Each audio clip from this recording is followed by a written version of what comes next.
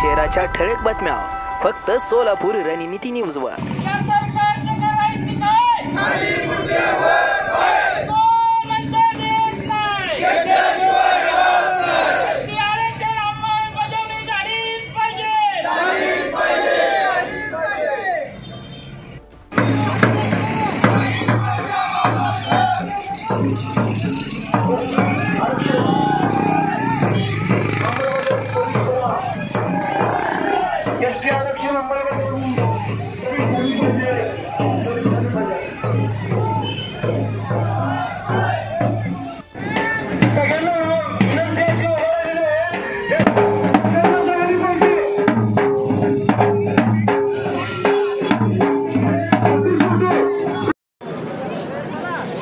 प्रथमतः पत्रकार बंधूंचं या ठिकाणी आभारी आहे।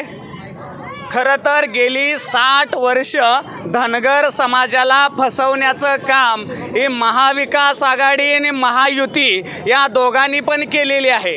या दोन्हीही आघाड्या काय धुतलेल्या तांदळाच्या नाहीत्या, त्यामुळं आपण आपली मागणी पहिला मी कोणत्याही पक्षाचा, कोणत्याही गटाचा, कोणत्याही नाही, मी आपण आता एक झालं पाहिजे। आणि या महाराष्ट्रामध्ये आज नुसता रस्ता रोको आहे, तर उद्याच्या काळामध्ये आपण सगळ्यांनी आमदारांना गावबंदी केली पाहिजे, मंत्र्यांना गावबंदी केली पाहिजे। आणि हे सगळंच नाही जर झालं तर महाविकास आघाडी महायुती यांच्या सरकारवर धनगर समाजाने बहिष्कार टाकला पाहिजे। अरे आम्हाला जर तुमचं सहकार्य नाही तर तुम्हाला आमच्या दारामध्ये येण्याचं सुद्धा संधी नाही। या सांगोल तालुका असेल आणि महाराष्ट्र असेल, हा पूर्ण धनगर समाजातील बांधव आता पेटून उठले।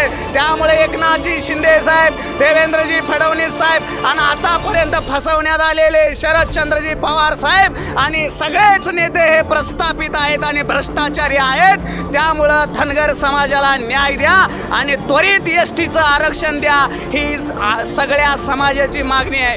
धन्यवाद।